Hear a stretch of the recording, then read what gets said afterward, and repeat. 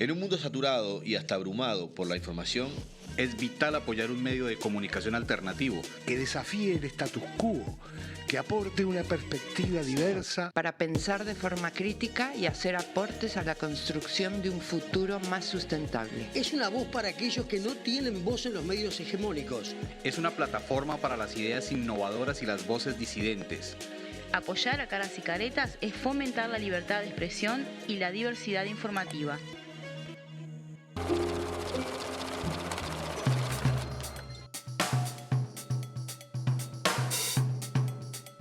Bueno, muy buenas noches. Hoy es lunes 26 de febrero y estamos en Dato Mata Relato, el podcast de economía de Caras y Caretas. Si no nos vieron la semana pasada, estuvimos tratando el tema de empleo, ingresos y cómo están ese análisis de cómo vienen los datos en que está muy dinámico el mercado de trabajo y que viene subiendo el salario real, pero en la realidad uno no lo está viendo. Entonces quisimos un poco con el economista Bruno Giometti profundizar sobre esa información, sobre esos datos. Y hoy les cuento que Julieta todavía no vino, sigue de viaje, así que nos mandó un saludito, ¿no? Sí, parece que sí. Parece que sí. ¿Cómo andás, Leo? ¿Todo bien? Todo bien. ¿Vos? Bien, pero como Julieta no viene, nosotros largamos con una nueva etapa de el Dato Mata Relato que teníamos propuesto, que es invitar a nuestros compañeros de Caras y Caretas a estar con nosotros e intercambiar sobre los temas y a discutir, porque la idea, bueno, es un poco profundizar en el análisis económico. Y lo que estuvimos viendo es que si nos dedicábamos solo a un tema semanal, nos pasaba la economía por encima y no podíamos llegar a tocar más temas que fueran de relevancia. Entonces hoy tenemos un compañerazo de la casa, uno de los periodistas así más duros que tenemos, pero lo desarmamos y le pusimos un tema mucho más blando para analizar. Sí. Como tema central, así que hoy nos acompaña Ricardo Pose. Bienvenido, Ricardo, muchas gracias. No, gracias a ti, María Noel, gracias, Leo, por la invitación, y bueno, veremos qué es lo que podemos aportar. Yo no sé si eso de ser un periodista duro fue, digamos, un piropo o no, o sí, como tomalo como pero... tal.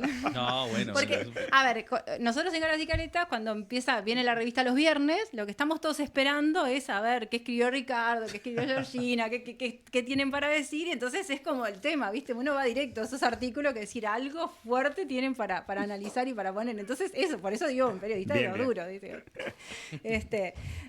Pero bueno, Ricardo es periodista de Caras y Caretas, pero tiene mucha trayectoria en lo que es prensa escrita, en Mate Amargo, ha escrito muchos artículos de opinión, de investigación, y también a nivel de radio. Así que bueno, muchas gracias por acompañarnos en esto, que te estamos sacando todo de poco, los invitamos a participar de nuestros podcasts. También. Y la idea un poco es eso, un poco desarmar el análisis económico, desarmar los datos y poder llevarlos a un poco a poder traducirlos. A veces nos tocan temas más duros, a veces menos duros, y hoy vamos a estar con Nacho Alonso, que fue letrista de Carnaval y que es muy vinculado a la cultura y a la música. Pero la idea que queríamos hoy, Ricardo, y porque te queríamos invitar, era un programa un poquito más descontracturado para alargar esta nueva etapa con los compañeros de Caras y Caretas, pero a ver la importancia que tiene los contenidos en temas económicos, de economía, a nivel de los espectáculos del Carnaval. Porque bueno, estamos allá varias semanas de iniciado el Carnaval, este año venía como mucha expectativa, muy suculento,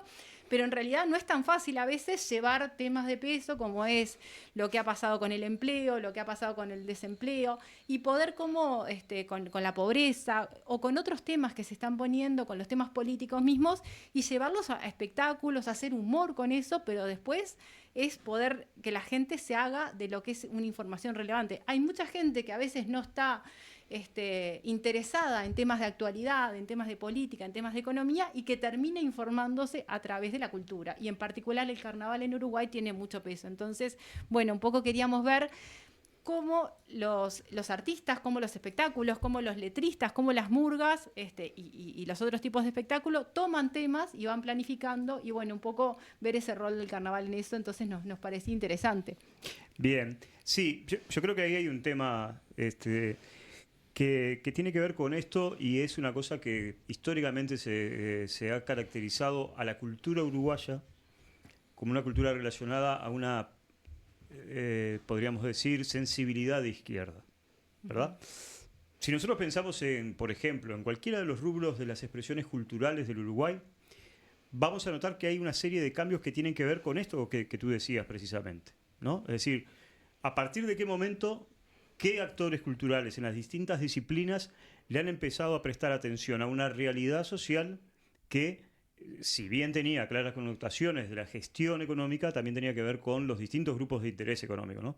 Si, por ejemplo, vamos en lo que se llama, a mí no es una definición que me gusta mucho, pero es comprensible, la música folclórica, Sí. vamos a encontrar un antes y un después de aquellos grupos argentinos que eran los únicos que ingresaban por las radiodifusoras uruguayas y que le cantaban a los pajaritos y a los arroyos, Sí, sí.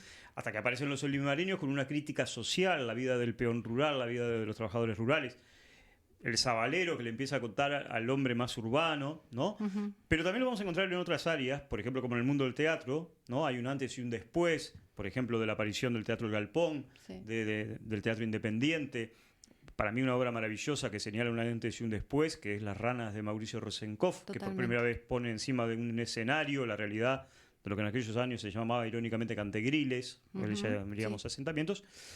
Y en todo eso, por supuesto, el fenómeno de la murga, ¿no? Que también ha puesto en el carnaval, o desde, podríamos decir, desde la expresión del carnaval, los temas más candentes de la realidad social, pero también de alguna manera haciendo eso que vos decís, con elementos muy rudimentarios de manejo, no de la macroeconomía, pero sí de poder hacer de alguna manera vivenciar eso que toda la gente, por más que le digan, el país está bárbaro. Hoy tuvimos los Sí. índices de inflación controlados, y en realidad el superávit que vamos a tener es bastante más de lo que pensábamos, y eso ahí no pasa, no llega a los barrios, ¿no? La No gente llega no a lo los barrios. percibe así. Bueno, ese era un tema, digo, nosotros capaz que de una sensibilidad de izquierda, como vos decís, y muy amantes de la cultura y muy amantes del tema de carnaval, yo sé que vos aparte tenés como mucha trayectoria en eso, nos llegan las cosas. A mí todavía me pasa que a mí me encanta el carnaval, pero hay determinados momentos de los espectáculos que me emocionan.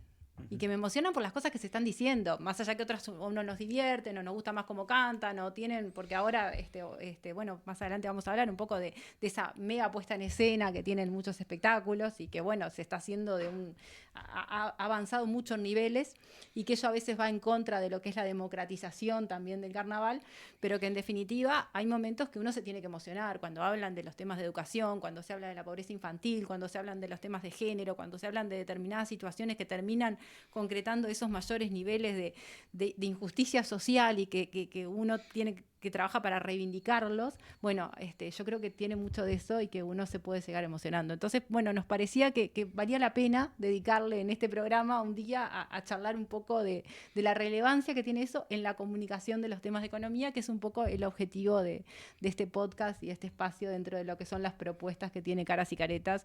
Y bueno, cuando quieran leer un artículo más, van a la revista o a la web, que tenemos algunos artículos un poco más duros.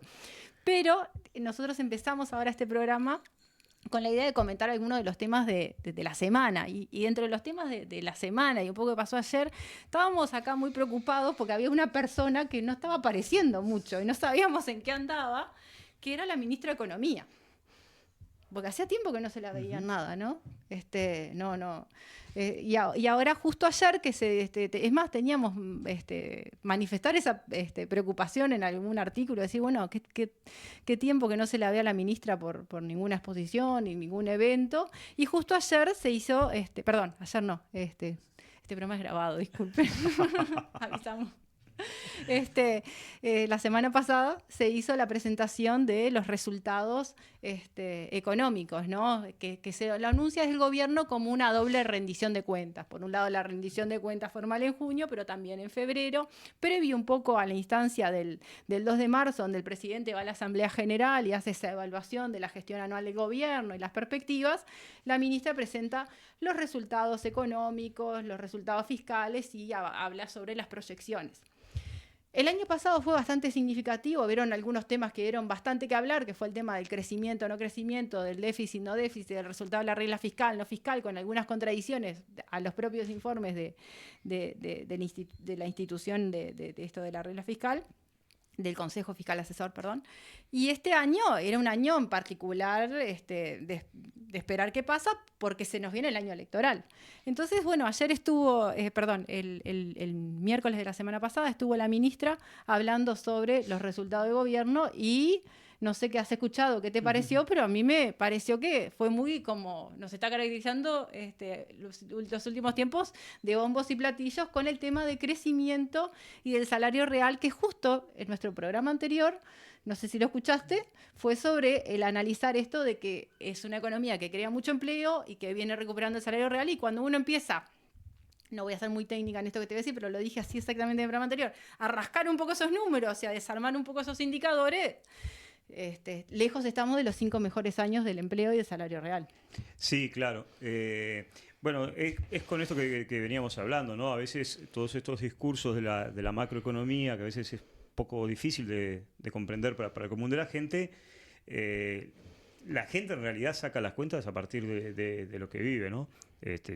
Tú ya sabrás, ya ha salido el propio Instituto Cuesta Duarte a decir que en realidad esto de la recuperación del salario real sigue siendo por ahora un promedio. No es el salario de nadie. Quedan muchos todavía para llegar. Pero que sin embargo no parecería ser tan ilógico que en pleno año electoral empiece a circular algo más de dinero. Que no implica que haya aumento o recuperación del salario real, pero que pueden haber algunas chirolas más en las vueltas. Yo siempre cuento como anécdota que, por ejemplo, yo integro la Asociación de la Prensa del Uruguay y me tocó estar en el Consejo de Salarios negociando el convenio colectivo con las cámaras empresariales. Y es muy interesante ver cómo las cámaras empresariales de alguna manera han quedado a la derecha de las pautas que el propio gobierno fijaba para el convenio salarial. Sin embargo, con el diario del lunes, como se dice, los que siguen perdiendo son los trabajadores. Sí. En realidad, ni las pautas que daba el gobierno, que eran mejor que las que de alguna manera proponía las cámaras empresariales, tampoco de alguna manera se podía acceder, ¿no? Con lo cual, me parece que este discurso de, por ahora, una de las pocas integrantes del gobierno que parece que va a terminar su ciclo, si no es que nos llevamos alguna sorpresa con que se tire alguna candidatura por allí, sí, está dentro de este esfuerzo de hacer aparecer en un año muy sensible, como es un año de campaña electoral, donde hay que tomar definiciones, donde además el gobierno viene de una agenda bastante pesada, ¿no? de problemas políticos, institucionales, hacer aparecer allí unos números que digan, por lo menos no estamos tan mal como que pensamos que podían estar. Bueno, a ver, un poco eso es lo que veníamos viendo. El tema de la campaña no es menor en los temas fiscales, porque una cosa que se está dando es, uno de los temas centrales que ha tenido el gobierno es el tema fiscal, ¿no? Porque fue un poco el anuncio de la gran crisis que venía por el déficit fiscal, y hoy estamos más o menos igual que en el 2019, con una deuda mucho más grande y con algunos temas sociales mucho más agravados. Nosotros hablamos justamente del tema de la pobreza infantil. O sea, estamos en un Uruguay con una pobreza infantil enorme, con un problema de la infantilización de la pobreza, que es un tema desde el punto de vista del desarrollo tremendo, pero también desde el punto de vista de la justicia social y de los derechos muy complejo, entre muchas otras cosas que están vinculadas, porque la pobreza infantil también tiene que ver mucho con la situación carcelaria. ¿Cuántos de las personas que están presas tienen niños, que son también niños que están en situación de pobreza? Y estamos en un país donde se redujo el presupuesto de la educación, donde se redujeron un montón de cosas que tienen que ver mucho con una matriz de protección social que tenía el Uruguay y que de alguna forma se va desarmando.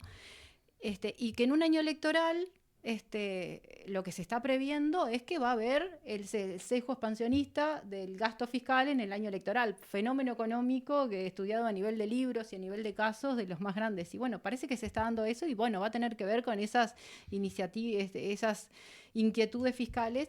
Y yo, al menos lo que sentí de escuchar el discurso, y con una frase que la ministra repite cada tanto, eso de tener las luces largas, y nosotros hace unos meses, cuando la ministra puso por primera vez eso de las luces largas en economía, lo que pusimos fue una columna de análisis donde pusimos, no se pueden poner las luces largas si no se ponen las cortas. No se puede pensar en el futuro si no se trabaja fuertemente el presente. Y eso tiene que ver mucho con la realidad social que está viviendo el Uruguay, con la inversión que tiene que tener el Uruguay en áreas estratégicas que son fundamentales, pero que también tienen que ver mucho con los derechos. Entonces, a mí me llegó un discurso muy político ayer, que me dio muy pocas ganas de análisis y de profundizar, pero que en definitiva, si vamos a ver si el logro grande del gobierno es el tema fiscal y estamos más complicados, si el logro grande del gobierno es la inflación y es a costas del mayor atraso cambiario que tiene el país, y después que vamos a terminar el año por encima de las metas de inflación, como están previendo la mayoría de las consultoras privadas, entonces, bueno, estamos hablando de que fueron demasiado costosos por lo menos esos indicadores de equilibrio que están y que nos está costando demasiado el riesgo país, ¿no? Sí, además con un latiguillo que se repite, porque en definitiva esto de las luces largas suena un poco a esto de Milei cuando diciendo, bueno, esto nos va a llevar un tiempo, pero eso aguantate. También, claro. Pero también viene de la época de Bebe Villegas con aquel famoso, bueno, vamos a tener que ajustarnos el cinturón un poco más. Claro que el ajuste del cinturón pero no era ¿quién para se ajusta todos. el cinturón? Bueno, por eso mismo, no era para todos. Y con eso la luz larga es más o menos lo mismo, ¿no? Si miramos para adelante, en realidad, bueno, pero el problema, como decís, es ahora. Ahora yo quisiera ver, eso tú lo sabrás mejor que yo en realidad es cierto que al análisis duro de los números macroeconómicos no siempre le he entrado. Pero, por ejemplo, si la mayor generación de empleo tiene que ver, por ejemplo, con considerar generación de empleo los jornales solidarios, estamos en problemas. Estamos en problemas. ¿No? Porque es pasajero, porque aparte no hay un día después del jornal solidario. El trabajo protegido tiene lógica en la medida que tenga continuidad. Y además de los jornales solidarios, en lo que antes era Uruguay Trabaja, que perdón porque no me acuerdo exactamente el nombre ahora, o creo que se llama Uruguay, bueno, tiene otro nombre.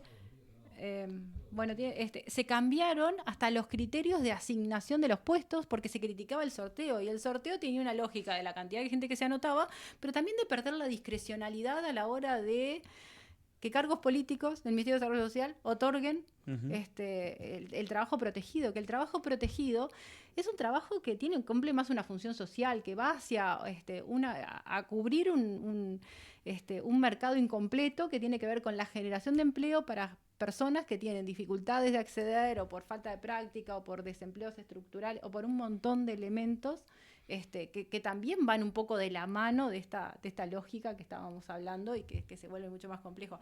Yo, si me dejás, te voy a decir una cosa que me llamó la atención ayer del discurso, del discurso que fue el tema de el problema del crecimiento, porque nosotros estamos como foco en que la economía no crece. ¿Mm? Y que de alguna forma Uruguay tiene que crecer y Uruguay es un país pequeño con un montón de consideraciones. Hicimos una entrevista al doctor Sebastián Fleitas que salió en la revista sobre el tema de cómo armar una agenda de productividad para Uruguay, que en definitiva es lo que va a llevar a aumentar el crecimiento. Entonces decía, bueno, el crecimiento en el país fue nada y va a ser un año complejo en un mundo que no crece. Entonces ahí era el problema de la sequía, que es cierto que tuvimos el peor déficit hídrico que existe en el país, pero que también hubo que haber algunos ajustes con los informes, con la contribución que hace el sector agropecuario, que es sumamente importante al PBI. Entonces decía, a mí me generó como tantas dudas ese comentario, como tanto, pero porque, y voy a otro comentario más, el déficit hídrico se terminó hace muchos meses, pero se dio realmente por finalizado formalmente el mes pasado cuando INUMED dijo se terminó el déficit hídrico. Si bien ahora, estas últimas semanas, hubieron algunas complejidades. Un déficit hídrico y una sequía que afectó al sector agropecuario, que es el principal involucrado, pero también para muchos por primera vez afectó el consumo de agua potable a nivel de la ciudad, entonces que se sintió mucho más. Pero todas aquellas emergencias que hubo el año pasado y la necesidad de generar políticas estratégicas y poder pensar en sistemas de riego y en sistemas de aprovisionamiento de agua, se acabaron y además nos vamos a quedar con el proyecto que va a ser un poco costoso y que se va a seguir, parece, tomando agua salada. No, pero además, porque también tiene que ver con este fenómeno, en realidad la gente pagó la sequía. La gente paga la sequía y de qué luces largas me estás hablando. En la entonces, medida que digamos, porque está bien, tuviste una sequía, un fenómeno que si querés capaz que yo pienso que se podía haber previsto, pero está bien, sí. Te agarró sorpresa, no lo pudiste manejar. Ahora la gente siguió pagando la factura de agua como si nunca hubiera existido. y teniendo que comprar agua salud para tomar mate. Por eso mismo, entonces en realidad allí hay un factor de que efectivamente, y con el tema del crecimiento me parece que pasa lo mismo. Yo creo que está bien que a veces los problemas de crecimiento... y de también, alguna manera, disculpame Ricardo, y también que el gobierno ya había decretado lo que era la emergencia del agro, apenas asumió. Sí. O sea que ya venían dándole dinero al agro y se suma, ¿no? Supongo, a lo que se le dio después. Se con le el había tema dado de en sequía. el O sea que en agro verdad y con tampoco es solución. que los agarró medio de sorpresa todo esto. El gasto viene desde que asumen, ¿no? Y se había dado con mucha anterioridad a lo que fue la emergencia a nivel nacional, ¿no? Ujú. Yo decía que con esto el crecimiento, que tal vez es lo que marque el margen de herencia o no para el gobierno que viene, pero también es cierto que seguimos, está bien, si fueran reales las pautas de crecimiento que se están dando, y seguimos teniendo el problema de la redistribución del ingreso de ese crecimiento, ¿no? Hay un término que me niego medio a manejar, que tiene que ver con esto del derrame famoso, ¿no? Porque No existe el derrame. No, pero que en caso de existir me parece que también es como esto de las limosnas que nos sobran o las miguitas de la torta que Sí. se caen para que comas del piso. Conceptualmente no está bueno. No me agrada Tenés mucho, razón, pero lo que está sí es cierto que en la medida que no crecemos, en la medida que no se defina una redistribución de ese crecimiento, bueno, seguimos en la misma de siempre, ¿no? Van a haber sectores que se van a seguir apropiando de ese crecimiento, mientras los demás, bueno, seguiremos remando, digamos. Y la seguimos remando por ahora. Así que bueno, Ricardo, te invito a seguir con nuestro invitado. Bueno, hoy estamos con Ignacio Alonso, que nos está acompañando junto con Ricardo también en este tema que queríamos abordar, que era la importancia que tiene las actividades de carnaval en poder difundir y comunicar la información económica relevante, temas de interés general a nivel político, y cómo en definitiva una actividad tan importante, de tanto peso en lo que es la cultura uruguaya y que lleva tantos recursos y tantos esfuerzos, y que lo vivimos con mucha alegría, ¿no? Porque debe ser de los momentos para los que nos gusta el carnaval, lo más lindo del año, de también, más allá del entretenimiento, donde se genera mucha información y donde la gente, muchos de los cuales no están habituados a los temas de importancia, se llega con información, en especial los espectáculos de murga. Bienvenido, Nacho, muchísimas gracias. Bueno, muchas gracias por la invitación. Bueno, Nacho se ha vinculado mucho en todo lo que es, vos sos percusionista y sos baterista. Y también, sí, y letrista de alguna manera. Me fui haciendo en realidad. Participé muchos años de Murga de la Mojigata. Una murga viene particular por todo lo que implica de inteligente, de análisis. Sí, hemos intentado ahí como poner algunos temas arriba de la mesa del carnaval. Y los últimos años que no está la Mojigata participando, he participado en otras murgas también, como letrista, más que como percusionista. Pero ambas cosas ahí me rebusco. Bueno, nosotros en realidad ahora les contábamos antes de empezar el programa que este es un podcast de economía, que habitualmente lo que teníamos era un podcast bastante duro de economía, que la única que rompía la dinámica era Julieta, que ahora sigue de viaje, pero que está. Y hoy empezamos a invitar a nuestros compañeros de Caras y Caretas. Vino Ricardo a analizar con nosotros la realidad económica. Ricardo es un periodista de esos duros, de análisis, pero queríamos romper un poco la dinámica también y decir, pero nos parecía muy importante porque cuando uno trata de comunicar cosas, hay herramientas o medios o instancias donde son súper relevantes, pero también sabemos que en el proceso de elaboración de todo lo que es una letra de carnaval, hay mucho de contenido y mucho de saber cómo definir temas. Entonces nos interesaba saber un poco qué relevancia en la planificación de contenidos y los temas de actualidad y en función de la información, cómo se escribe, cómo se planifica, cómo se define, cómo ustedes interactúan también con otros actores políticos, técnicos, sociales, para poder llevar a cabo un espectáculo y poder combinar el humor con temas de relevancia, ¿no? Bueno, podremos hablar un montonazo. Creo que una de las cosas importantes es que el carnaval creo que está un poco rediscutiendo en la interna como de alguna manera sus objetivos o no, o el valor de eso. Si vas a lo estrictamente reglamentario, de alguna manera el reglamento, que es muy, muy abierto y también muy ambiguo, en algún punto les dice a las murgas, en este caso, que tienen que tener crítica y sátira a la realidad, ¿no? O a la coyuntura. Entonces ya desde ahí es un poco, el género se arma ahí. Digo esto porque al mismo tiempo digo también que se está discutiendo en base de otro tipo de mucha gente que tal vez esté un poco dentro del carnaval, ¿eh? No digo la gente que opina como más desde desde la parte política, partidaria, diciendo que las murgas van, sino dentro del carnaval también se está como discutiendo de, bueno, hasta dónde también solo la murga, ¿no? Lo que está bueno de la murga es la parte de la crítica política y eso. Entonces, bueno, las murgas como que se van acomodando de acuerdo al año, ¿no? En lo que sucede. Creo sí, de un tiempo a esta parte viene sucediendo que la gente que de alguna manera forma los libretos y escribe, que no solo la que escribe, sino que también muchos los directores musicales, por ejemplo, tienen mucha incidencia en lo que termina siendo la propuesta de la murga y el libreto, han tratado sí de ir como fuentes más técnicas, ¿viste? Yo no sé realmente eso si es de alguna manera más válido o menos válido. En realidad, lo que sí me parece a mí, por lo menos, es que el carnaval, más allá de ir a fuentes técnicas, eso en realidad juega con un aspecto de la realidad que es como lo que se ve. No importa que tan real sea lo que, ¿no? El dato de lo que se está hablando, sino es más, bueno, es un poco lo que está como en el inconsciente colectivo, dijera Charly García. Claro. ¿No? Sí, ahí hay unos antecedentes históricos que me parece que son bien interesantes que hacen el género murga, que tiene que ver con esto de la sátira política. Hubiera sido impensable que el rubro hubiera despegado, ¿no? Si pensamos en los años 20 con los humoristas, Sí. ¿no?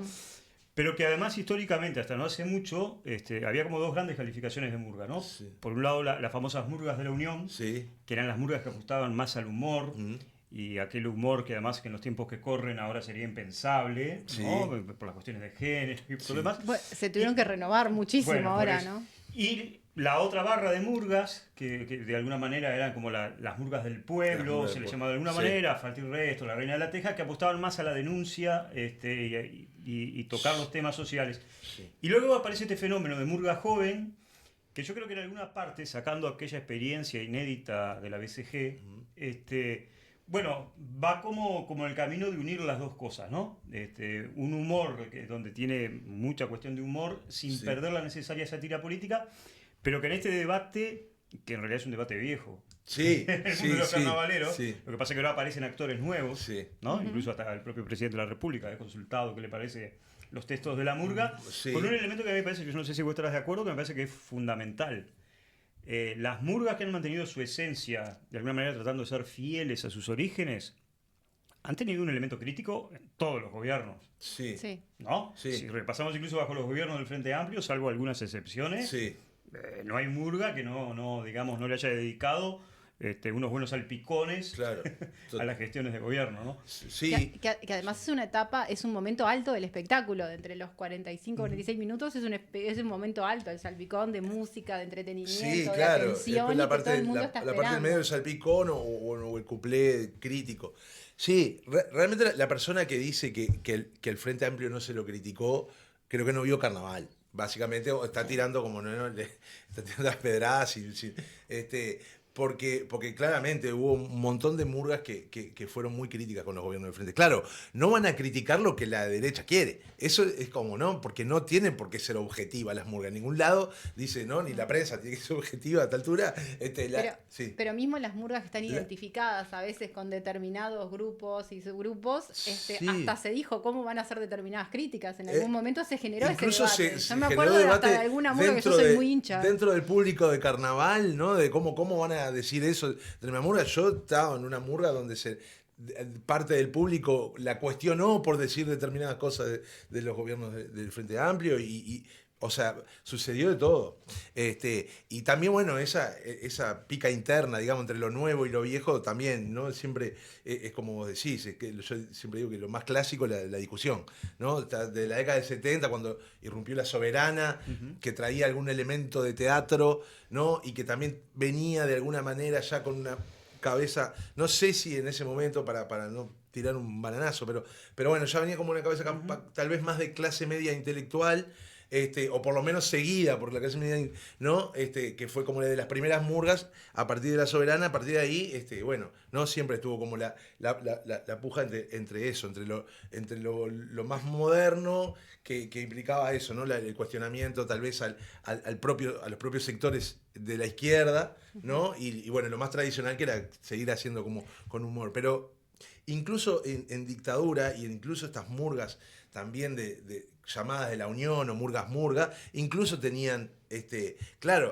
tenían sátira política, esquivando la censura. No solo las murgas de izquierda esquivaban la censura, las murgas clásicas también esquivaban la censura, y también al mismo tiempo opinaban de la coyuntura, y a veces eran mucho más radicales, porque bueno, tenían como eso de que como la crítica estaba, ¿no? inmersa tal vez en un humor verde, pasaba desapercibido. No, y además en algún momento la crítica a la dictadura empezó a facturar. Claro, también.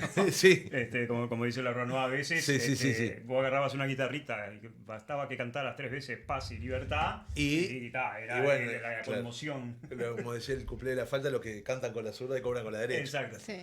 Bueno, sí. Pero en realidad fue un elemento importantísimo, porque lograron esquivar la censura de alguna manera, y fue un elemento importantísimo de mantenimiento durante la dictadura del carnaval. Sin duda. Y después los símbolos, ¿no? Uno cada vez que habla de carnaval, esto de salir La Soberana y claro, hay como hay una historia que está atrás. Hay como una cosa, por ejemplo, contra Farsa, que fue una murga ahí que quedó como ¿no? en la década de los 90, que al mismo tiempo fue un intervalo entre lo que fue el nacimiento y después la murga joven. Claro, contra Farsa una murga joven, porque era una murga de jóvenes que hasta ese momento no había. O sea, los jóvenes estaban muy desperdigados en el carnaval o no participaban directamente. Contra Farsa era una murga conformada por jóvenes, y era una murga que unía, ¿no?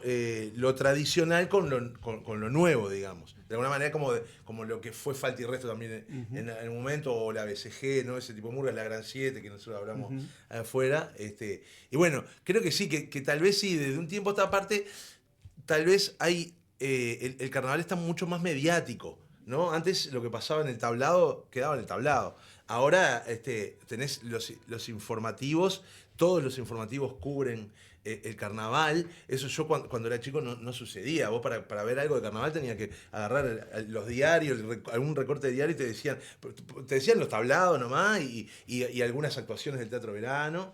Y había una radio que la sintonizabas mal, que era CX42, para escuchar las actuaciones. Yo me acuerdo de niña de ir al tablado de Tres Cruces o al Defensor. Ah, bueno, ahí va. Y si no ibas al tablado, te perdías. Ahora, ¿no? Todos los 3 canales privados, todo, o sea, ¿no? Bueno, se transmite en vivo. Y eso hace que el carnaval termine siendo como una voz política, porque aparte es un momento del año en que generalmente a nivel político partidario pasa muy poco, no pasa, y tenés eso, como ministros o senadores discutiendo con un cuplé. Y eso es nuevo, ¿no? Eso es nuevo. Y eso es como, bueno, una cosa que se retroalimenta también, porque obviamente hay letristas y gente que hace murga muy avivada y sabe que puede tener ese tipo de repercusiones, entonces también sabes dónde pinchar para que tal ministro te comente el cuplé, y eso te da también... También estamos en una etapa que hay muy poca tolerancia a la crítica, ¿no? Entonces, bueno, esto hace que salten enseguida, poco menos que... Y bueno, el carnaval es eso, ¿no? Claro. Sí, además, yo creo que es cierto, estamos en una generación de cristal. Sí. ¿No? Sí, todos somos medios cristalitos, es la menor cosa. Sí. Pero yo sí tengo la loca percepción, y lo he dicho en varios lados, decir, qué bien le hubiera hecho a la izquierda escuchar algunas de las letras de las murgas. Sin duda. ¿No? Que adelantaron, predijeron lo que se venía. Sí, ¿no? sí. Y la escucharon, porque yo recuerdo que había actores políticos de izquierda que estaban ahí escuchando, participando ya no por ellos mismos, por algún familiar, ¿no? Viste que es muy chico todo. Y sí, que haber tomado en cuenta. Te quería preguntar, porque es cierto que nosotros estamos hablando de la murga como un género que dentro del carnaval evidentemente tiene sus propios condicionamientos.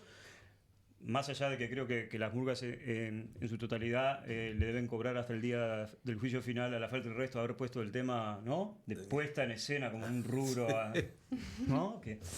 Pero, ¿qué pasa con esto de un carnaval que evidentemente se ha profesionalizado, por lo que vos decías, porque ha venido mucha gente del teatro, que se ha integrado, Sí. se ha dado ¿no? Sobre todo con esto de la Sí. puesta en escena, el rol el peso de la escenografía, de la coreografía. Pero ¿qué pasa con respecto a lo textual y a los arreglos musicales? Sobre todo esa magia que tiene la murga de poder, digamos, la gente va a entender, robar melodías Sí. para ponerle una letra acorde.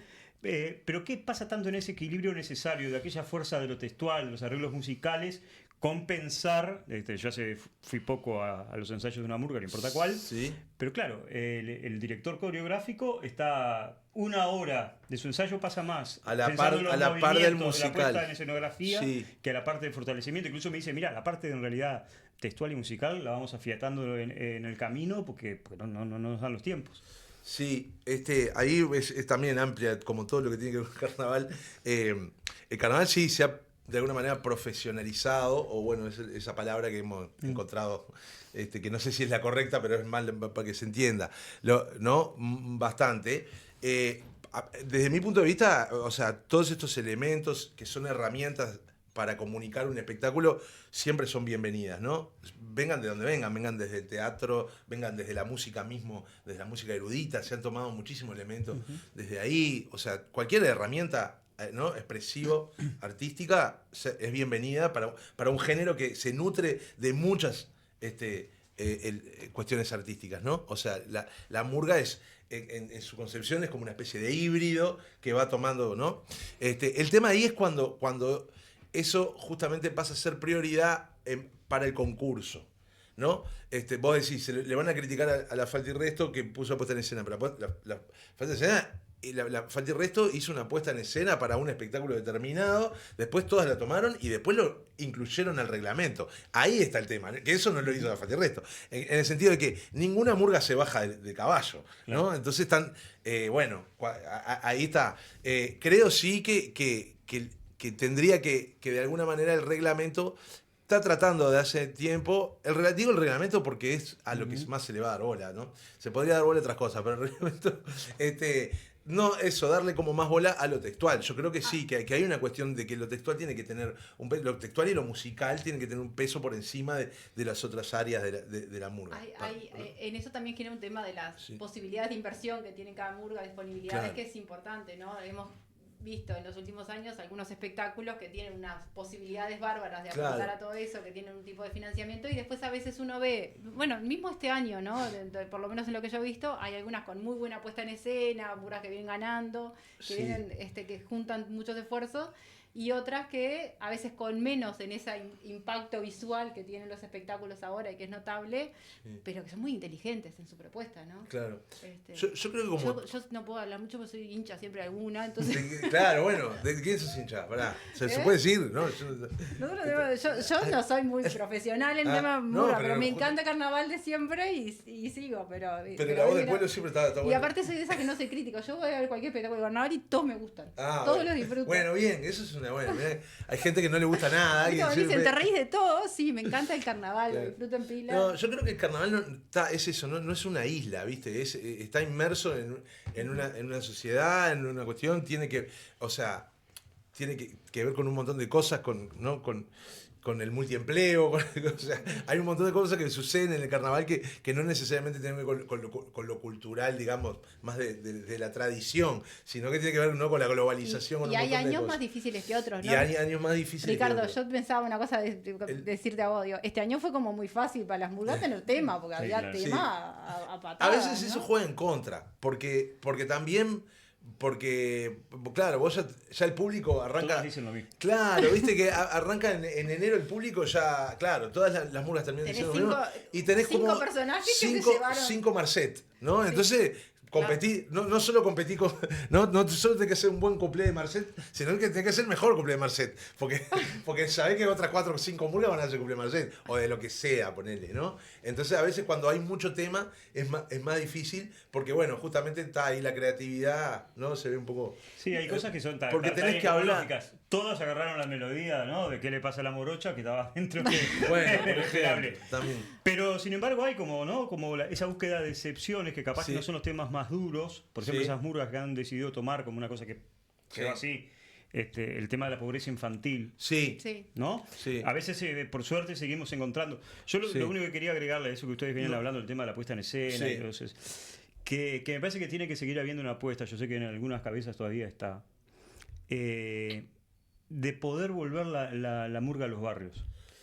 Sí. Y en realidad a veces la inversión en escenografía y la puesta en la escena es una complicación, porque no es lo mismo mover 18, 19, 25 tipos, ¿no? Sí. Que además tienen que cargar con los trajes, que son trajes que, por ejemplo, no en todos los lugares se puede usar, porque si estás, ¿no?, pensando en teatro de verano, no lo vas de repente a desgastar. Claro. Pero creo que ahí hay un tema. Hay un tema económico con los tablados que se había generado, ¿no? Que el tema de la rentabilidad, porque se habían achicado un montón. Y hoy ha vuelto un poco la intendencia ha tenido como mucha apuesta también a la murga a los barrios y los espectáculos de carnaval, mejor dicho, a los barrios, como nuevo, pero falta mucho por hacer, ¿no? Sí, falta muchísimo. En realidad, un poco yendo a eso, cada cual tiene obviamente el derecho y la libertad de hacer con un espectáculo de murga lo que considere.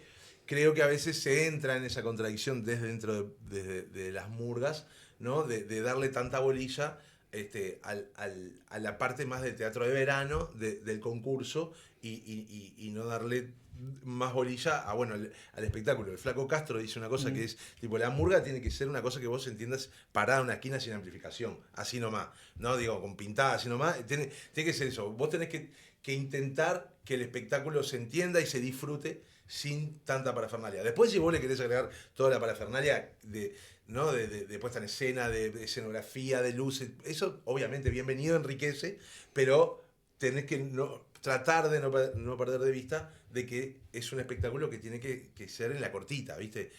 Para 100, 200 personas, ahí en la cortita te tienen que escuchar y te tienen que entender sobre todo lo que digas. Creo que pasaría por ahí un poco. Hay experiencias, ¿no?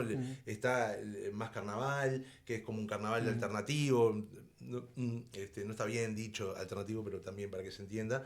Que bueno, que son experiencias que tal vez no hay un concurso y lo económico no prima. Entonces, bueno, ahí y se hace directamente, con asociaciones civiles en los barrios, que son las que organizan el tablado y van los conjuntos. Bueno, por ahí me parece que puede ser. Y la intendencia, que es la que pone el dinero para todo el carnaval, tiene que controlar un poquito más, ya que hablamos de economía, controlar un poquito más esos dineros. Sí, porque además tenemos, no sé por qué Uruguay tiene no sé cómo andamos de tiempo, una característica que tiene que ver con la institucionalización de las cosas. Sí. ¿No? Yo recuerdo los orígenes, porque participé los orígenes de murga joven. Claro. ¿No? Sí. Y había murgas que también estaban en los barrios, en los centros culturales, pero también estaba en el Concar, en Santiago Vázquez, estaba en la Colonia Berro, estaba en la Escuela de Recuperación. Y un buen día apareció esto del fenómeno de hagamos un concurso oficial de murga joven. Sí. Y a pesar de todos los elementos destacados que han surgido de ahí, que fue como un semillero, también es cierto que quedaron por el camino una cantidad de experiencias sociales. Sí. Como dice Rubén Olivera, a veces capaz que con un valor más antropológico que necesariamente cultural, pero que bueno, que había cumplido un papel, o lo mismo que pasó con el Carnaval de las Promesas, ¿no? Que era también un espacio de socialización, una apuesta distinta para los gurises, que después, bueno, apareció todo esto. Sí, nada, eso. Como verás, mientras que el Flaco Lamolle, somos un solo corazón. La institucionalización. No, sí, es muy difícil hacer cosas por fuera de la institucionalización en este país, en el ámbito que sea, ¿no? O sea, y sobre todo las instituciones públicas, ¿no? Incluso esto que estábamos hablando de Más Carnaval, que yo tuve la suerte, o bueno, la vida me puso ahí de estar en los orígenes. Ahora no pertenezco, pero estuvo como en los orígenes de Más Carnaval, y un compañero que era con el que estábamos ahí como, bueno, llevando esto adelante, me decía, no existimos, ¿viste? Si no hay una institución pública que nos avale, te perdés. Y pasa un poco, ¿no? Tiene que ver con la cantidad de habitantes, con la historia, ¿no? Mismo, ¿no? Todo es... Maracaná, todo ¿no? Se trata de institucionalizar, los partidos tradicionales, ¿no? Todo, ¿viste? Como que tenemos, las fechas. Pero bueno, sí, yo creo que es un poco, igual teniendo todo esto en cuenta, teniendo en cuenta que el carnaval, sobre todo el oficial, tiene una pata pública enorme, que es la Intendencia de Montevideo, es la que tiene que de alguna manera regular este tipo de cosas, y que de alguna manera también si bien obviamente la libertad de expresión es lo importante, también teniendo determinadas algunas políticas puntuales, vos podés, hacer que las murgas vuelvan al barrio, que sean, ¿no? Que sean, que lleguen mucho más democráticas. Que lleguen más, que sean más diversas también, porque hay un problema ahora que es que bueno, con el concurso y con la mediatización, en realidad, vos si quedás afuera de la liguilla, una murga queda afuera de la liguilla y quedás pata para arriba, porque ya, para empezar tenés que empezar en marzo a ensayar, porque tenés que dar prueba de admisión, y bueno, y económicamente no hace falta que lo diga, ¿no? Porque hay pocos tablados, hay un escalón enorme de las murgas que cobran premio de las que pasan a la liguilla y no. Entonces, bueno, eso son decisiones políticas. No necesitas tener una tercera rueda que te avale para el siguiente año. No sé, buscarle de alguna manera. Eso hace que las 10 que terminan entrando a la liguilla sean muy homogéneas en su forma. En el contenido podemos estar de acuerdo, o sea, pero vos vas a ver que los contenidos y las formas van a ser muy similares entre la que sale primera y décima. Y vos decís murgas que son muy distintas, que vienen, ¿no? Y en realidad cada vez se parecen más. Eso para mí es un problema. Una cosa que justo Ricardo mencionó hace un ratito, que era que en los últimos años ha cambiado mucho el tipo de los temas de género, por ejemplo. Hay palabras que no se dicen, hay bromas que no se hacen y en el carnaval se sintieron mucho. De hecho, hubo algunos puntos, en algunos momentos, algunos espectáculos que fueron... Se está volviendo. Ahora hay una murga que, bueno, que de alguna manera reivindica el cupletero de antes, ¿no? Y bueno, y aparece ahí, está ahí. Yo soy hincha de eso. Claro, después están los gustos de cada uno, de si te gusta más o menos eso, pero bueno, que eso pueda convivir con otras murgas que tal vez cuestionan eso mismo. Eso me parece que es la riqueza. Hay algunas que me parece que lo que han buscado hacer es como una especie de combinación entre el humor y y también incorporar, porque incorporar la agenda política y algunos personajes, decíamos el caso de Maceta, Astesiano, el propio presidente de la República, la Bianchi, la Silva, vos seguir, o como fue en algún momento Mujica en los espectáculos de la Catalina y así algunos ejemplos, son como personajes y también algunos hechos que son como relativamente sencillos, si querés, en la agenda y que pegan y la gente debe estar esperando y que a veces generan los aplausos. Después hay como fenómenos que son bastante interesantes. Yo lo he visto este año, pero ya se venían viendo, decir, bueno, cuando haces un tema, un cuplé sobre el tema de los cuidados, que vi en este año, y hacen la broma y pasaba a cosas que yo escuchaba un poco ese ejemplo diciendo, la pregunta te tiro la basura no es colaborar. Y hay una murga que lo pone específicamente diciendo, yo tiro 3 veces por semana la basura. Claro. O el tema de la distribución de los dineros y los aportes en un núcleo familiar. Sí. Y que en algún momento yo me acuerdo que un espectáculo que a mí me impactó muchísimo fue el de la violencia de la Catalina, porque realmente rompía totalmente con cualquier espectáculo, y en algún momento que también el del viaje, pero cosas que a mí en mi etapa carnavalera me marcaron, ¿no? Como algunas, otros fue el Tren de los Sueños con la contrafarsa que vos mencionabas, y que marcaron algunos en la última etapa. Pero generar contenidos, planificar contenido y mezclarlos todos en 45 minutos, vos que sos letrista, ¿cómo se hace? ¿Qué implica? ¿Y cómo haces para hacerte esos números que no tienen que ser tan reales? Pueden ser bastante aproximados, pero que también sé que cada vez más hay más profesionales. Y me acuerdo en el caso de la Mojicata, pues yo tenía algunos colegas y amigos que estaban ahí en la rosca y que eran burguistas mismos y que aportaban mucho desde el análisis, por lo menos económico, por lo menos político. A preguntarle a Leo García, ¿no? Claro. Bueno, nada más y nada menos. Aparte que ha ganado varias veces, mejor letrista. Bueno, y sacó un libro ahora que también es un tipo novela, ¿no? Sí. Bueno, cómo se hace es lo vas aprendiendo en el camino, obviamente, y obviamente tenés que estar informado, más o menos, ¿no? Con lo que entendemos lo que es estar informado de la realidad, de la coyuntura política, ¿no? Bueno, seguir determinadas noticias, un poco por ahí, y sobre todo discutir bastante con tus compañeros, que a veces son los mismos año a año y a veces cambiadas de murga, ¿no? Discutir bastante porque lo va a representar 17 personas que por ahí no están no están todos de acuerdo con lo que tal vez el letrista escribe. Entonces lo tenés que como pelotear bastante, ¿no? Y bueno, nada, y eso. Y después también pensar una cosa, que hoy con el tema de las redes, por ejemplo, aparece una noticia y al otro día tenés, no sé, pero 200 memes, ¿no? 200, ¿no? Y tenés dentro de los medios masivos de comunicación, siempre tenés algún chistoso, digo yo. No, tenés humor, viste, que el humor carnavalero, ese que se ha como ido de un lado para el otro, ¿no? Se ha ido de los medios para el carnaval y del carnaval para los medios. O sea, cualquier programa, lo digo, pero no lo digo con falta de respeto. O sea, digo, muchos de los programas más escuchados tienen a alguien analizando en clave de humor, de sátira y crítica la realidad. Entonces, sumás eso, que es diario y que lo escucha mucha gente. Y hasta medios que no son de izquierda, ¿no? O que uno diría, ¿no? A priori que no son de izquierda. Tenés eso, más los memes, más las redes. Tenés que justamente esquivar todo eso. Porque claro, porque la gente llega a febrero y ya, otra vez me vas a hacer el chiste, ¿no? Y claro, y las cosas quedan cada vez más lejos.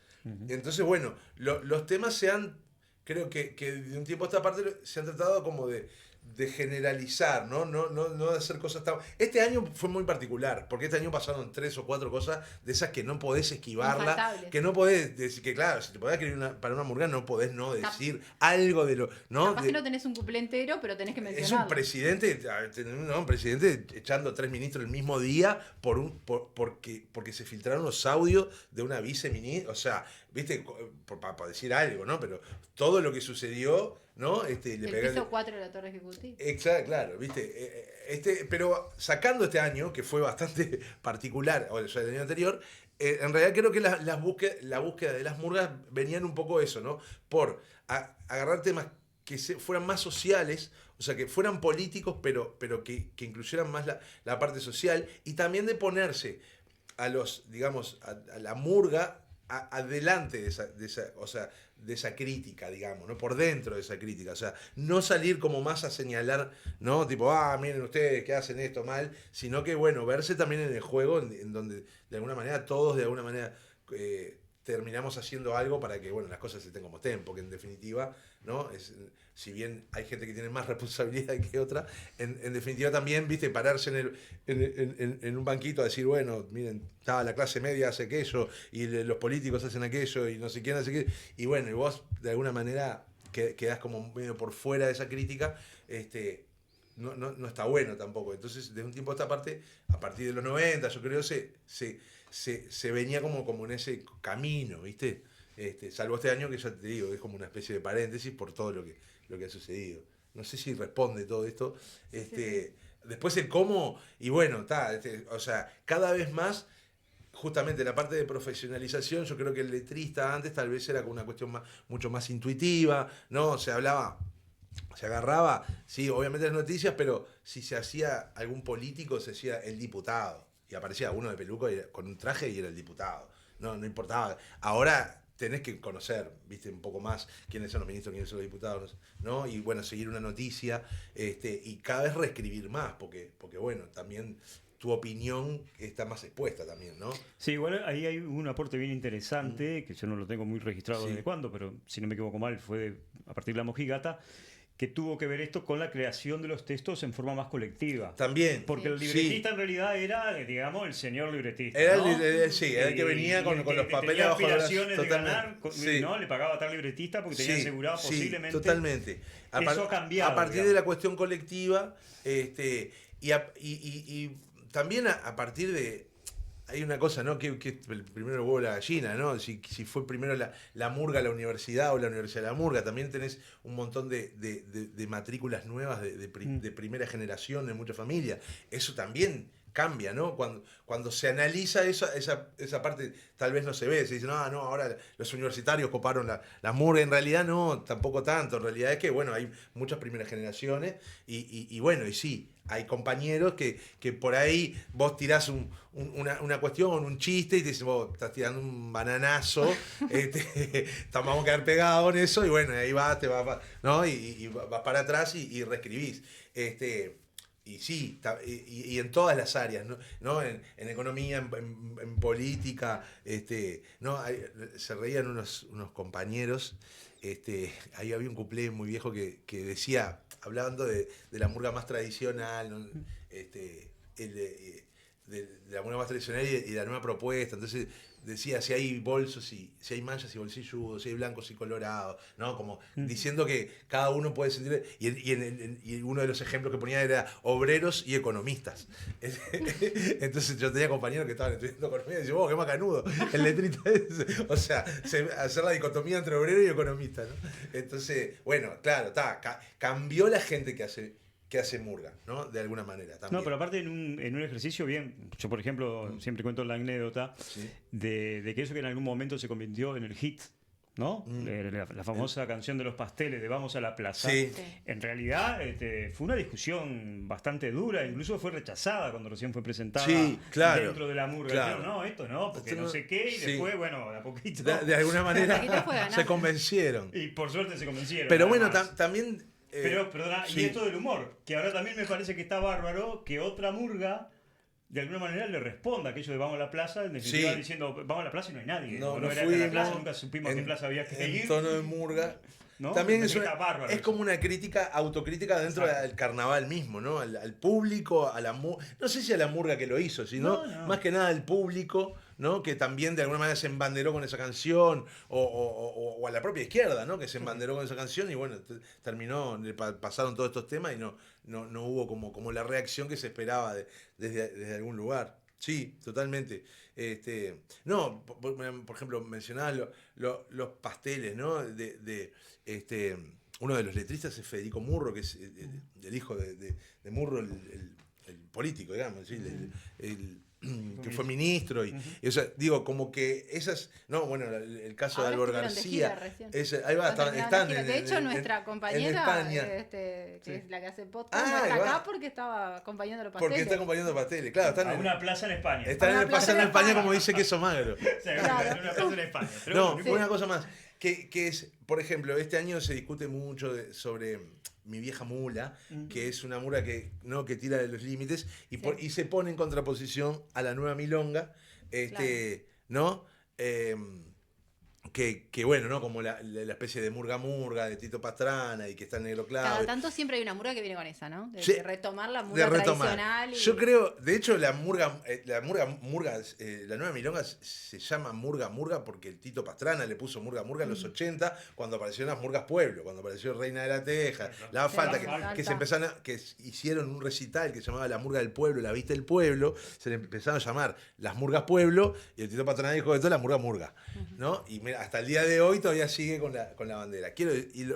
Para terminar, en realidad, creo que mientras tengamos un carnaval donde tengamos una Mi Vieja Mula y una Nueva Milonga, me parece que el género va a estar como bien representado. También es un tema muy generacional, ¿no? Una vez viene la gente mayor que te dice, no, la murga era la de antes y le gusta la murga, más perfil murga joven, pero también tiene... No, claro, vos entendés todo, cuando te ponen los gustos por adelante, no podés decir nada, pero también a veces viste que los gustos, ¿no? Y después en eso que decías, la universidad, me acuerdo, en algún momento había como murgas bastante marcadas por el perfil más intelectual o más universitario. Claro. La mojigata era una que a veces no era tan graciosa, pero yo me acuerdo de un espectáculo una vez hace muchos años que era de la Gran 7, que eran los números primos. Y todo el espectáculo eran los números primos. Sí. Era inteligentísimo, era divertidísimo, pero... eran los números primos. Era para quien le gustaban las matemáticas y todo lo implicancia, y a partir de ahí hacían todo el espectáculo. La gracia llegó a ser el cuplé de La Mano Invisible. La Mano Invisible. ¿No? Que ustedes tendrán mucho más que yo para aportar del mercado. Del mercado, ¿no? Cierto. Yo, por ejemplo, no sabía de qué me estaban hablando.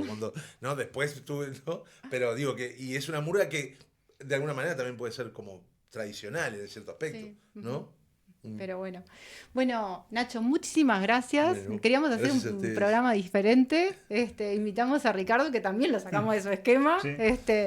Pero bueno, queríamos un poco decir que bueno, que a veces uno en muchas otras cosas le llegan esto de la importancia de la economía, de los temas que son relevantes, esto de, como decía Ricardo hace un rato, de jugar un poco por el tema de la pobreza infantil, del tema de los cuidados, del tema de género, de las discriminaciones, del tema de la corrupción, del tema de la educación. O sea, yo repasando espectáculos ahora para un poco preparando el programa y ver, decía, bueno, hay algunos cosas que se dicen y que no son menores y que no quedan y que impactan, ¿no? Decir, bueno, cuando se reduce el presupuesto de la educación, los impactos que tienen, cuando se toca la universidad, cuando se toca la salud, cuando pasan muchas de estas cosas, me parece que cumple una función súper importante y que, en definitiva, la cultura le llega a la gente con temas y con cosas que habitualmente no somos sensibles o no lo tenemos, y que en realidad hay todo un trabajo por detrás bien importante y bien interesante que por eso hay tantos algunos que se ponen en contra del tema del carnaval, ¿no? Claro, porque también las murgas no lo tocan desde un lugar objetivo, porque sería imposible. Tal vez a veces la prensa intenta ser objetivo con determinados temas que no se puede, ¿no? Ser objetivo, porque estamos hablando de qué temas y en el caso de eso, ¿no? De la cultura, en este caso de las murgas, yo que sé, supongo que el teatro también pero es distinto, porque tiene otros códigos, maneja otro tipo de público. Esto también tenés que meterte en la realidad, y eso hace que también, se amplifique, ¿no? Entonces, en ese caso, sí, bienvenido. Así que bueno, acá es seguro que en este ámbito hay grandes amantes del carnaval y nos encanta Nada todos. subjetivos. Nada objetivos. Así que bueno. Muchísimas gracias por la invitación, por la charla. Vamos arriba. Bueno, a las órdenes. Vamos. Bueno, muchísimas gracias, Ignacio. Muchísimas gracias, Ricardo, por acompañarnos en este Dato Mata Relato, en este nuevo año. Leo, que nos hemos propuesto como generar más etapas, más análisis y discutir más temas. Sí, estuvo interesante lo de las murgas y bueno, me pareció... Aparte, no fue neutral nuestra elección, ¿no? Nos encanta el carnaval. Aparte, Nacho es un gran amigo de muchos años. Bueno, para nosotros, además de esto que es nuestro trabajo, también es como un diálogo de amigos, como un intercambio. Lo vivimos mucho así mismo cuando lo preparamos y cuando estamos, más allá que nos falta... Julieta, ¿no? Que sigue de viaje, ¿viste? Sí, estaba es verdad, en Holanda. Yo te cuento que tengo sobrinos holandeses. Mirá. Pero ¿está en Holanda? En Holanda. Mi hermano, que es ingeniero, se fue a hacer su doctorado en Europa y se quedó por allá, y ahora tiene 2 holandeses. Que los veo una vez por año. Así que está bien. Cuando mandaba las fotos en Ámsterdam. ¿Nos mandó un video o algo? ¿Julieta? Sí. Julieta mandó, sí. ¿Vamos a ver a Julieta? Dale, vamos. Feliz lunes de Dato Mata Relato. Por acá, en otro país, me encanta porque ustedes me acompañan en todos los destinos que voy viajando. Y en el día de hoy, estoy en Holanda, estoy en La Haya, estoy en la Corte Internacional de Justicia, donde en este momento se está llevando adelante el juicio, donde se está poniendo a revisar las acciones de las últimas décadas de Israel en la ocupación del Estado palestino. Así que estamos viviendo acá un momento histórico donde más de 50 países están dando sus argumentos, y la Corte por primera vez va a tomar cartas en el asunto, en este tema tan fundamental que es el tema del Estado palestino y la invasión israelí. Les mando un beso enorme y ya nos vemos pronto por allá. Julieta tiene que venir ahora para marzo porque tenemos unas propuestas que tiene que estar, es infaltable. No, aparte de estos programas, imagínate este programa. Se perdió todo el carnaval porque se fue a hacer carnaval a Europa. Exactamente. Y aparte todos estos programas... Vamos a ver qué nos trae, ¿no? Y más vale que, no sé, de Holanda me dijiste estaba... Estaba en Holanda, sí, la vi por Ámsterdam, así publicando fotos. Yo siempre le pongo algún comentario. El otro día estaba tomando un helado yo con un corazón de allá de París, de donde estuvo, y estaba comiendo no sé qué, un pescado crudo también. Bueno. No, ha hecho de todo, ¿no? La semana pasada nos mandó un saludo desde París, mirando la Torre Eiffel. Aparte eligió mal, ¿no? No fue que estuvo en una esquina y no distinguía. Pero bueno. Bueno, tuvimos otra instancia más de nuestro podcast un poco distinto a lo que venimos acostumbrados, pero bueno, la idea un poco es seguir en esta lógica, pero queríamos reivindicar eso, la comunicación de los temas que importan, la comunicación de los datos, el llegarle a la gente, y nos parecía que bueno, que hay un espacio enorme que existe en lo que es la cultura y en especial en el carnaval. Por eso es tan importante, además de que es un derecho, además que llega, es una cuestión de formación importantísima. Y muchas veces que no se puede llegar con temas de sensibilidad, y bueno, el carnaval es uno, además de que, como les comentábamos con Leo, vaya si el carnaval es un matarrelato, ¿no? Si será un matarrelato el carnaval, ¿no? Y lo es con los temas estos de los temas a veces políticos. Lo va a ser el año que viene, después de la campaña y los resultados electorales, pero también es con otros temas. Yo miraba qué cantidad de espectáculos donde hay temas de derechos, de sensibilización que son importantes. Hoy comentamos justo el tema de uno de los espectáculos que habla mucho sobre los temas de los cuidados y de la distribución de tareas y del trabajo no remunerado. Un concepto que es tan complejo de medir, que salen encuestas especializadas y que lo llevan a pocas frases. Y yo decía, con lo que uno se complica a veces para escribir estas cosas, pero ¿cómo habrán hecho para llegar a esto en frases tan cortas y desde el humor?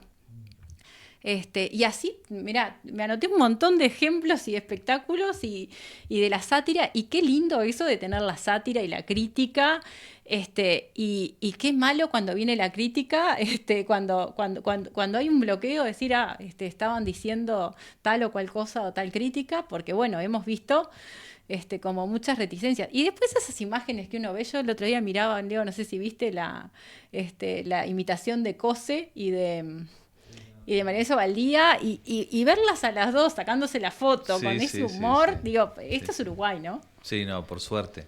Por suerte, ¿no? Sí, es más, dice que las confundieron y que le hicieron una crítica a partir de la... A ver, yo al principio creo que primero circuló unas imágenes por las redes sociales de ellas dos andando en bicicleta, ¿no? Sí. Y después como que salió todo, o sea, salió como en las noticias. Y yo cuando vi eso por primera vez, yo dije, esto no puede ser verdad. Pero bueno, está. Después, como todo, ¿no? Pero sí, es carnaval.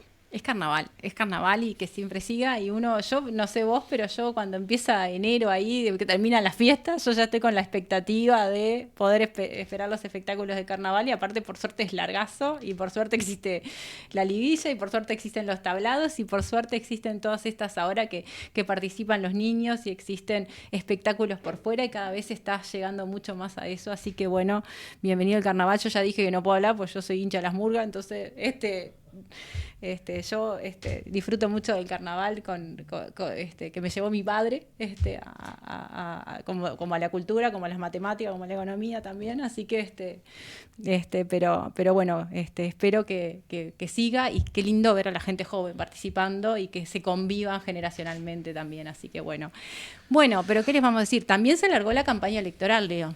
Sí. Se largó la campaña electoral. Bueno, o sea, ya viene. Lo que pasa es que viene fuerte, forma, pero ahora, ¿no? Estamos como en un momento donde las encuestas, como ya están definidos todos los candidatos, ya se están renunciando a los cargos para hacer campaña, ¿viste? Del primero de ahora desde el 1 de marzo. Ya están anunciados los que siguen, algunos ya habían empezado un poco antes, pero es como que bueno, se termina carnaval y empieza el año y la campaña se larga formal. Y bueno, una de las cosas que nos interesaba, nosotros vamos a tener especial énfasis en anunciar los temas de campaña, pero sí los invito a pensar un poco sobre los contenidos de la campaña, sobre lo que habla la gente. Entonces, me parece sumamente importante tener un poco de reflexión y de análisis crítico en cuáles son los temas que tienen los distintos precandidatos o las distintas personas que están haciendo campaña política en poner sobre los temas de campaña. El otro día hablábamos justamente de eso y del tema del contexto y cómo analizamos la información, pero sobre todo decir, bueno, ¿cuáles son los temas de agenda? En un mundo donde los medios de comunicación han revolucionado todo, pero sobre todo también las campañas electorales, donde existen las redes sociales, donde se ha cambiado mucho la lógica del acto hacia el tema de las redes, hacia los contenidos, hacia la imagen, donde estamos en este mundo del fenómeno de la creación de estos fenómenos políticos que surgen de la nada y que la gente termina tomando decisiones, como nos pasa en muchas otras cosas de la vida, por otros sentimientos. Bueno, qué importante es ver qué están hablando los candidatos en temas de propuestas, en temas de llegarle a la gente, en temas de llegar a problemas importantes que tiene el país. Y es una realidad que, si bien los temas de economía son de los más importantes que tiene cualquier plan de gobierno o cualquier propuesta electoral, porque en definitiva son los que terminan determinando todas las condiciones de la política pública, yo creo que vamos a tener que ser muy rigurosos en seguir qué se está haciendo como propuestas, qué se dice de mediciones, cuáles son los temas que están presentes, en qué medida, más allá de la competencia hacia las internas que genera dentro de los partidos o dentro de la coalición misma las diferencias, las propuestas después están hechas para poder generar una continuidad y poder gobernar en forma razonable. A mí me parece que vamos a tener que, y lo pongo un poco sobre el tema, decir, bueno, revisemos cómo los distintos candidatos están tomando los temas económicos con la seriedad suficiente, en qué medida no empezamos a escuchar anuncios como hemos visto de bajar los impuestos como si fuera tan fácil o tan sencillo, o vamos a llevar a cero la pobreza infantil o a cero los asentamientos, cuando en realidad es uno de los problemas grandes, pero se requieren recursos, de dónde van a salir, cómo se va a atar el crecimiento de la economía, cómo se ata una agenda del Uruguay moderno, del Uruguay para adelante, del Uruguay de productividad, del Uruguay de crecimiento.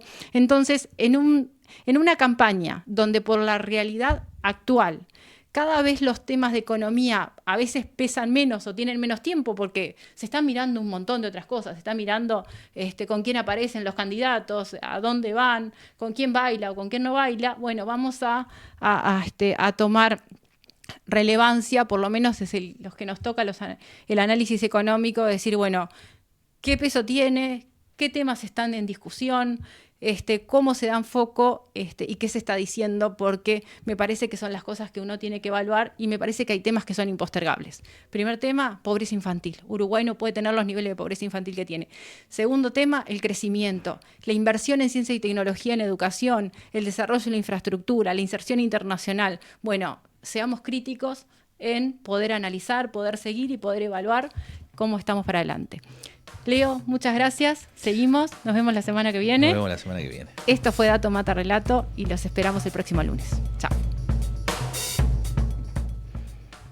En un mundo saturado y hasta abrumado por la información, es vital apoyar un medio de comunicación alternativo que desafíe el status quo, que aporte una perspectiva diversa para pensar de forma crítica y hacer aportes a la construcción de un futuro más sustentable. Es una voz para aquellos que no tienen voz en los medios hegemónicos. es una plataforma para las ideas innovadoras y las voces disidentes.